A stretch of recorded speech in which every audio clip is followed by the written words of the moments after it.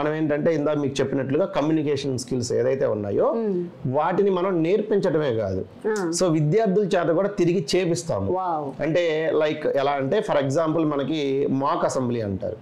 So ఈ సంవత్సరం government కూడా ఒక 150 మంది విద్యార్థులను తీసుకెళ్ళబోతుంది అనమాట అసెంబ్లీకి.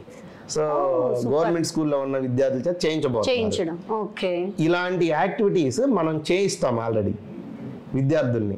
సో వాళ్ళకి లైఫ్ లో కూడా లైఫ్ స్కిల్స్ అంటారు కదా, సో ఎలా సొసైటీలో ఉండాలి ఏంటి వాటికి సంబంధించినటువంటి ఇలాంటి యాక్టివిటీస్ కూడా మనం చేపిస్తూ ఉంటాం. సో దానికి ఒక మేనేజ్మెంట్ ఉంటుంది అనమాట. సో ఇట్లా లేటెస్ట్ ట్రెండ్స్ ఏదైతే జరుగుతున్నాయో ఎడ్యుకేషన్ పరంగా ఏదైతే ఉన్నాయో సో వాటికి అనుగుణంగా మనం వీటన్నిటిని ప్రవేశపెట్టడం జరిగింది. సో ఎప్పుడు అప్డేట్ అవుతూ ఉంటాం. సో టీచర్ అనే అతను నిరంతర విద్యార్థి.